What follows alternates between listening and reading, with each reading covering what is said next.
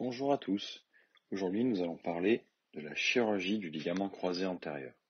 Pour cela, nous allons prendre l'exemple de JB, qui est un footballeur amateur. Récemment, au cours d'un match, JB s'est blessé le genou.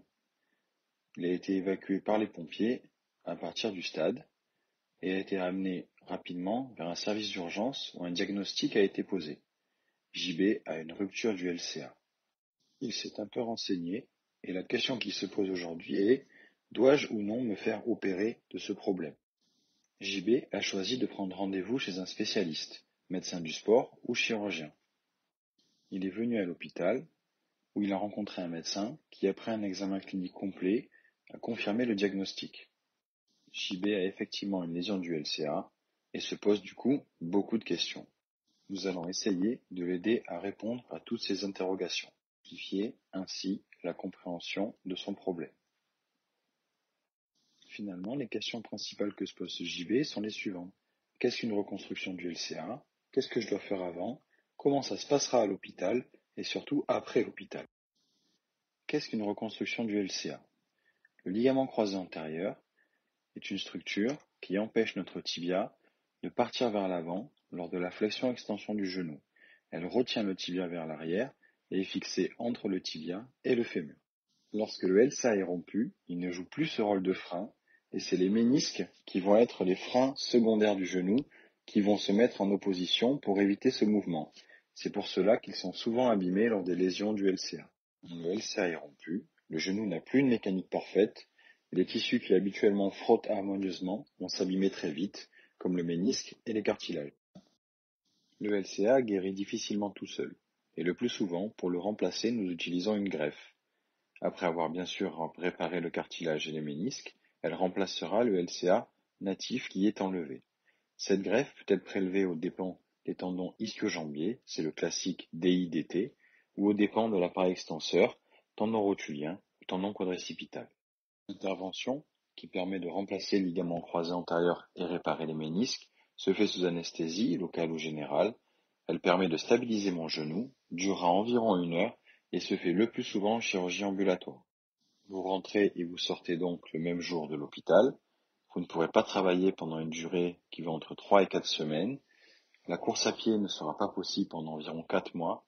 Enfin, les entraînements pour les sports pivots et les sports de ballon pourront reprendre vers 8 mois et la compétition autour de 1 an après l'intervention.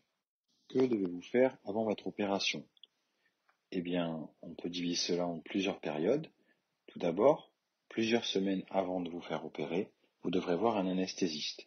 Vous viendrez avec une liste de questions et aussi la liste de vos traitements et vous repartirez avec des éléments de réponse et une ordonnance pour réaliser des examens si besoin.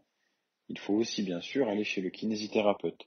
C'est une étape clé de la rééducation et la préparation préopératoire. Le kinésithérapeute sera votre allié de choix avant et après l'intervention pour vous remettre sur pied.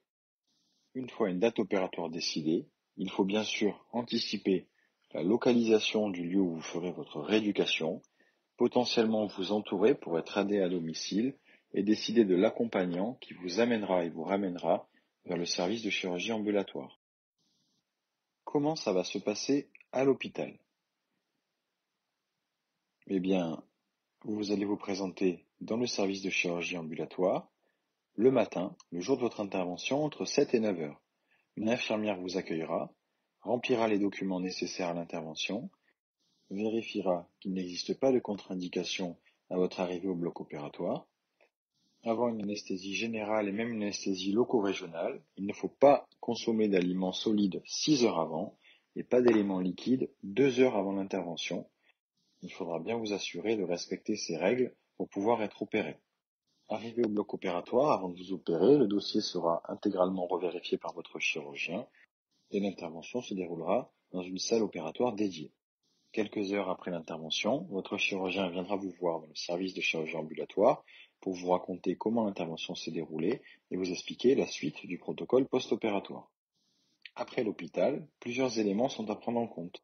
Différents intervenants vont participer à votre soin post-opératoire, infirmière, kinésithérapeute, assistante sociale, secrétaire. Tous ces gens vont venir vous voir en post-opératoire pour préparer la suite. La personnalité clé de la suite de votre intervention sera votre kiné. Il faudra aller le voir 3 à 5 fois par semaine pour vous permettre de récupérer progressivement vos activités de la vie quotidienne, vos activités professionnelles et vos activités sportives. Un suivi régulier sera organisé par votre chirurgien et des médecins spécialistes comme les médecins du sport qui évalueront votre rééducation. Il ne faudra pas brûler les étapes pour vous permettre de retourner aux activités dont vous avez envie le plus rapidement possible. Merci beaucoup et à bientôt.